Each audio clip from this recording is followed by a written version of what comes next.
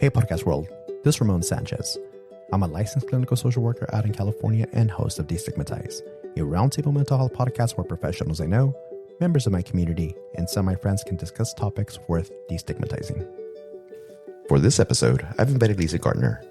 Lisa is a special education teacher and an expert in disability support who is currently completing her board-certified behavioral analyst certification. She's the founder of Faith-Built Teaching, where she works at a unique intersection of education, behavioral science, and chronic health. Lisa is deeply passionate about supporting individuals impacted by autoimmune diseases and invisible illnesses.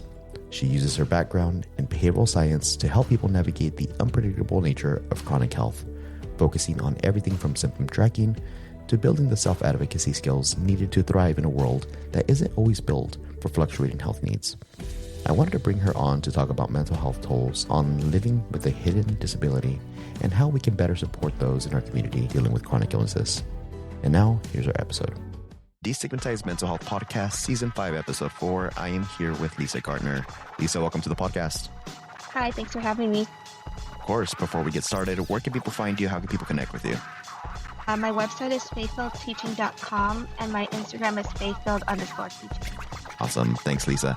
Before we've gotten a chance to talk, you've sent me a couple messages and, thanks for reaching out and just even listening to Destigmatize. I'm always happy to go ahead and talk to anyone and be able to discuss their journeys, but your journey is and your work is very unique. You have this background in special education. You're currently completing your board certified behavioral analyst certification, which is the BCBA certification. What was your journey that led you to focus specifically on the intersection of behavioral science and autoimmune diseases? So it's multifaceted. So I know that we talk about mental health and trauma. So in the height of the 2020 pandemic, of course, everyone I think dealt with a little bit of trauma because our whole world's collapsed and shut down. But prior to that, so 2019, I started having autoimmune disease symptoms, and they came in and they searched my classroom and where did you get this walker? Who gave it to you? And it was really hard because they were saying, oh, it's depression.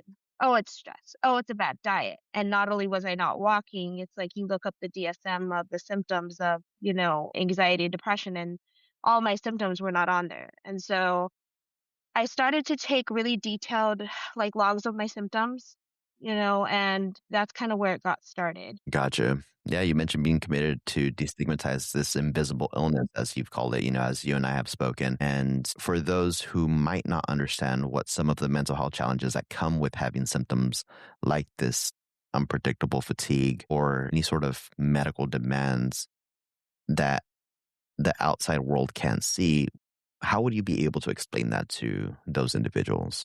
I think for me, it's multifaceted as I've been born and raised in the Christian church, and there's a lot of Bible verses that talk about, the woman that was bleeding and all she wanted to do was touch Jesus's robe and she would be healed. And he was like, who touched me? And he healed her, and you see all these stories of immediate healing.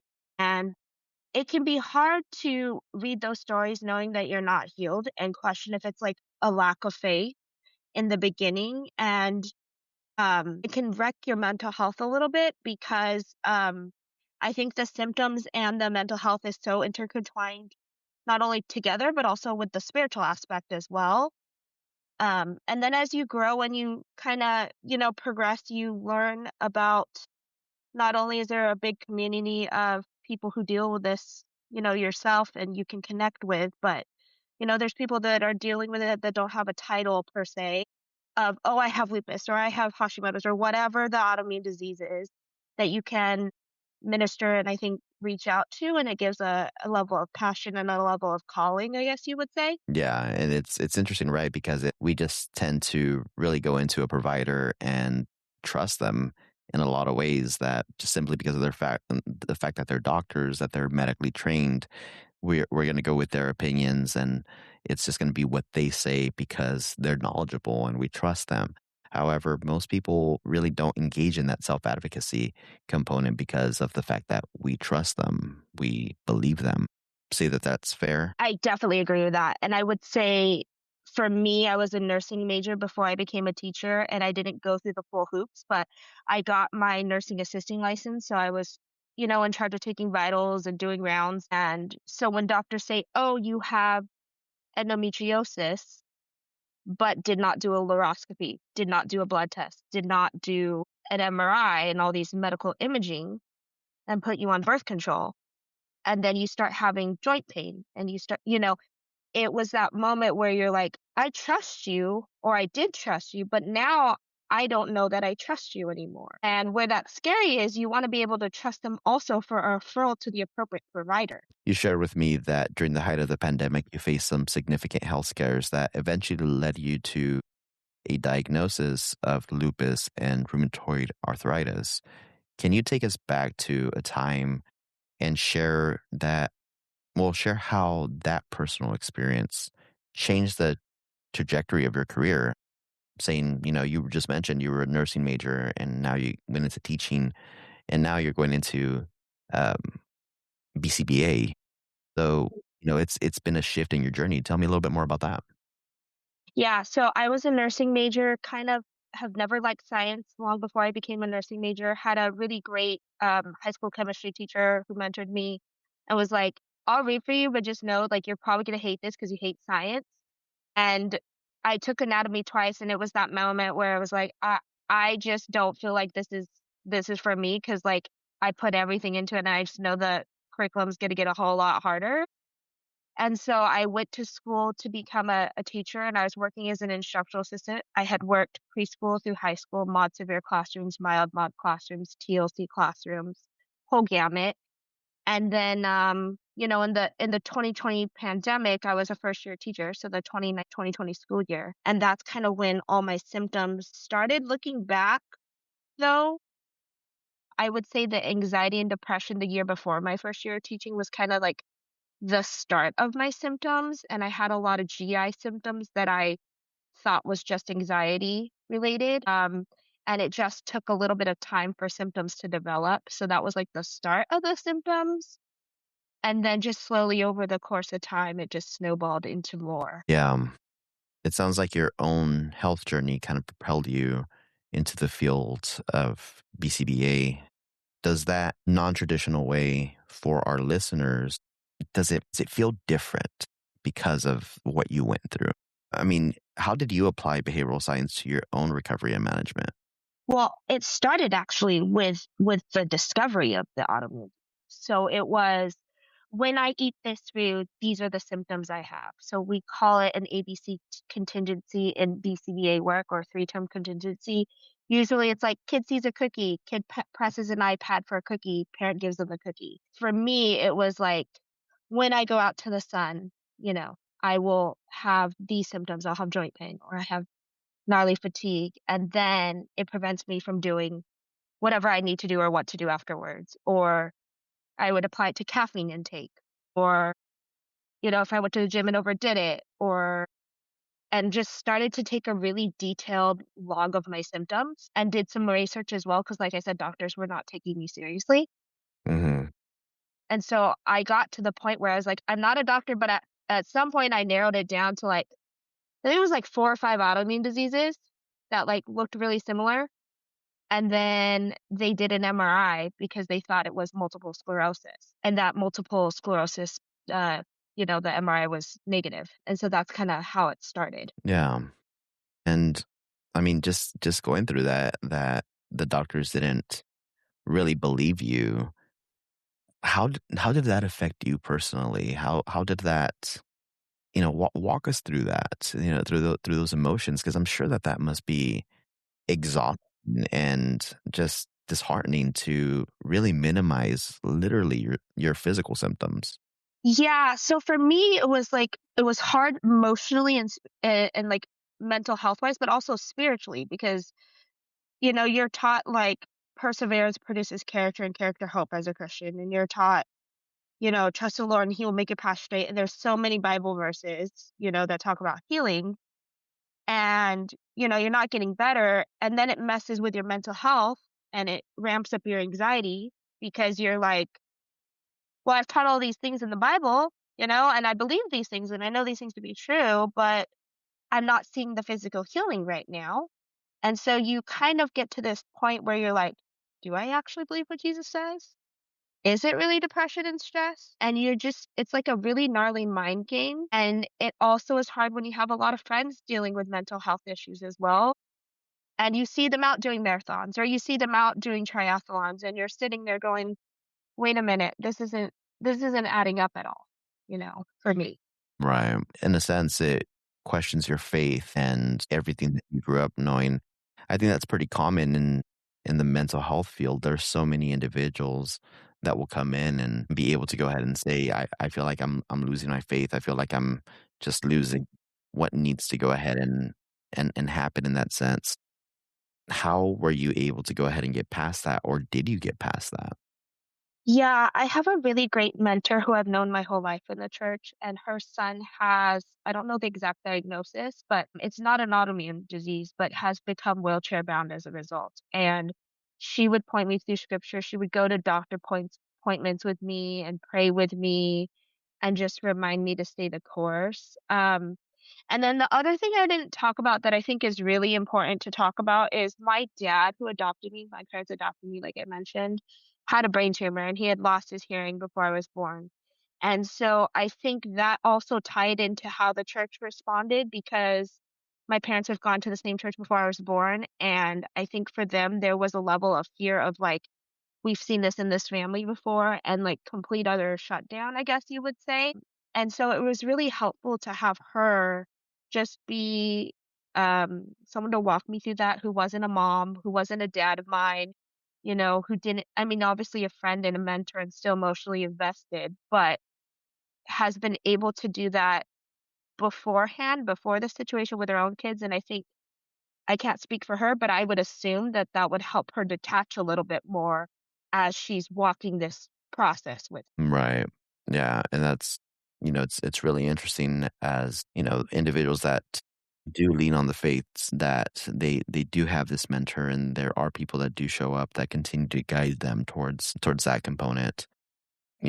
Myself, it's definitely interesting because I consider myself an agnostic. So I definitely believe that there is something out there. However, I wouldn't be able to go ahead and get into the faith, but there are so many individuals that do talk about that and be able to go ahead and have mentorship and be able to go ahead and have community. And that's just such a beautiful thing to have in all reality.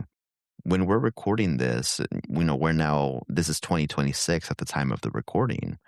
And from, what our communication, my understanding is that you're currently in remission. Is that correct? So I have two. I have lupus and RA. So the RA is in remission, the lupus is still active. But yeah, so Okay.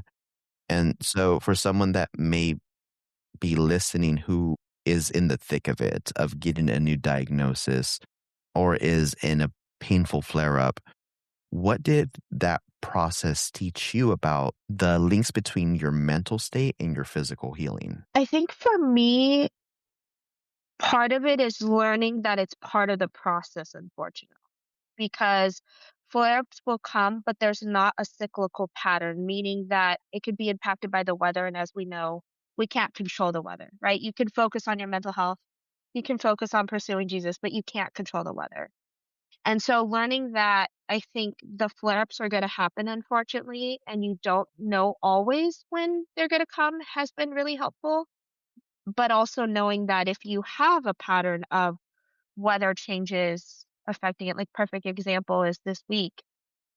Normally where I live, it's like 60, 70 degrees and it's been in the high 80s. And so I've had a little bit more symptoms. And so I think you get to this point where you just know, okay, I gotta hydrate more. I gotta stay out of the sun, gotta do my sunblock so that maybe my symptoms are a little bit less, but knowing there's probably gonna be a little bit more symptoms than there traditionally is. Yeah, that makes a lot of sense. So I guess help, someone that may not fully understand what lupus does to the body. What does it do? Walk us down a winter day, a fall day in comparison to like a spring, summer day. So the thing that makes it hard is that lupus can cause, like, there can be arthritic symptoms, and same with RA. Obviously, RA is rheumatoid arthritis. And when you have an overlap, I feel like, and I can't speak to other people who have an overlap, sometimes it's really hard to say, like, this is lupus and this is RA. because they're so intertwined and so many things overlap. But like for the winter time, especially this, not this winter, but the winter before, it was brutal. So it'll cause joint pain, joint stiffness for me, sometimes some muscle weakness in my legs, especially. But then when it's really, really hot, I might get dizzy, I might get nauseous, and that's with drinking a lot of water. Still might sometimes have that joint pain. I'm like today, I have a little bit of more joint pain in my wrists and stuff that are super minor, but it just will vary from day to day, to be honest. Right. And it sounds like you have to do a full body scan mentally to be able to go ahead and kind of assess, all right, what is it that I'm going through, both physically, mentally, emotionally, and that is contingent to change even by the hour. Yeah, and I think sometimes it's one of those things where you just get used to it, and I know that sounds really bad, but you get to this point where you're like, "Okay, I know that, like, this happens," and so that mental health part of it is not as strong of a presence, I guess you would say, in the factors, but you get to this point where you're like, "Okay, what do I normally do in this situation?" Ibuprofen, or I happen to have a prescription of prednisone and I don't love taking it. But if it's super, super bad, I will take it for like 3 days or so and then I will cut off. But I have to be pretty bad to want to take it because sometimes I've taken it feeling like I need it and it hasn't done anything. And sometimes I've taken it and it's helped tremendously. And so, you just kind of gauge like, where am I at today? Is this can Aleve help with my symptoms today? And if not, then, prednisone or taking it easier. You just kind of adjust as you go along. Right. But for you to be able to go ahead and get a controlled substance as a prescription, that means that you were able to go ahead and self advocate enough to be able to go ahead and get that appropriate diagnosis. Yes. Yes. So in addition to prednisone, I have what's called Benlysta, and it's a lupus-only medication. So for about 2 years, I was on infusion. So every month, I'd have to go to the doctors and sit with an IV in either my hand or my arm for an hour. You can't go if you're having, symptoms of like colds and flus, so you have to reschedule. Then when they said like my stuff was in remission because I have such a busy schedule, I was like, can I please do the auto injector so that way I can just go about my you know, month and not have to reschedule appointments because appointments are usually like almost like set in stone. It's like if it's 12 o'clock on a Thursday once a month, that's your date. And so it gets hard when you get sick. It gets hard because all of that changes. So now I do it once a week, and it's just a simple shot that I just do it in my stomach. Takes about minute or two, and then I go about my week. Yeah. It's interesting to think about the systemic component of it, being able to go ahead and discuss the medical providers and how, from a systems perspective, this is your appointment. Show up, don't show up. If you're late, you're screwed. If they're late, it's fine. Walk me down that process. And I'm sure so many people could go ahead and relate to that as well. I think I've gotten really lucky. I have really good doctors. I tried my best to like always, stay on my appointments and be on time. My lab situation, when they asked me to do labs, that's a whole nother story. I am the worst at doing labs in a timely fashion. But to just be brutally frank and honest, for the infusion part, it's a little bit easier. You're supposed to show up 15 minutes beforehand. You do your intake. They ask you a couple questions about symptoms you might be having that are related either to, I know it was big when we were in COVID, so symptoms of COVID, but also there's some side effects that you can have from the medication that they'll ask you about. And if you don't have them, you'll go into the room and they'll start your IV basically, and you sit there for an hour. And so it's a pretty simple process. And you get to know the thing that's really cool about it is usually you get to know the people that are in the room having infusions because you almost always have the same appointment times. And so you get to hear their stories, you get to know them, you get to talk to them, and it kind of makes you feel like, you're not as alone, you know, which is kind of nice, to be honest. Yeah. Because I'm sure that this could feel like a very difficult, lonely journey, even though there is a sense of community. It's the population that are affected by rheumatoid arthritis and lupus, it's a very special, group in that sense. There are a lot of individuals that are affected, but there's also not a lot at the same time, which is really interesting. But I'm also very curious that, one of the things that I was kind of thinking about was being able to go ahead and be in a world that isn't always accommodating towards fluctuating health needs. Tell me a little bit about your thoughts on that. I think that's a hard one. I think it was a little frustrating in the beginning, and I say beginning as in the first 4 years, so up until this past year. This year in particular, I have been really frustrated by it, and it's not directed towards necessarily the people that write my check and my employers or my coworkers. It's not directed towards my kids. It's more directed to the fact that I am catching every disease these kids are breathing in. So kids are coming in with colds and flus, or not flus, but like colds, and they're coming in sick. Um, and I don't know if it's because we're not as fearful as COVID, maybe, because again, that's when I first started getting symptoms. But this year I've just got one thing after another, after another, after another, and it has just wrecked my system. And there's been a lot of nasty things I feel like this year, virus-wise, that we haven't seen in the past. So I'll be honest, like, you first get diagnosed and you see all these Instagram like people that are posting and they're like, but you don't look sick, or you don't, and you almost like roll your eyes and you're like, okay, autoimmune diseases aren't illnesses. Like you can still go live a good life and do all these things. And then this year happens and you're like, I used to have this life where I could just go where I want, and do what I want. And now I have to like actually think about who am I spending time with and where am I going and what is my energy source like. And it's a whole new, almost like ball game, I guess you would say, that I'm not used to, Yeah, it sounds like you've unlocked a new character. unfortunately. It's like a new skin, same person, a different skin, in this character, and you just have to go ahead and kinda consider a little bit more, be more intentional with what you're doing from what it sounds like. Yeah. So that's been hard because it does. It messes with a lot of things, If you're sick, you're not engaging in your Christian community at church, which it's great to watch online. It's not the same thing though to be in a room of believers. Or, sometimes as teachers we do like to get together after hours and go for dinner and just catch up, and because we don't really see each other, throughout the day. And of course your traditional friends that have nothing to do with your field, nothing to do with your faith, you just want to hang out with. And then it's like, you're like, "Sorry, I'm sick again. Like, let's do it another day." It kind of is depressing in that, like, spending time with your friends, spending time with your family, going to church, all of that is great for your mental health. And then you also have to consider, I don't want to get them sick. I'm homesick. So it's hard. Yeah. Yeah, absolutely. Your company logo for Faith-Filled Teaching highlights behavioral wellness and faith. hmm How do you integrate those 3 pillars to help someone move towards independence and dignity?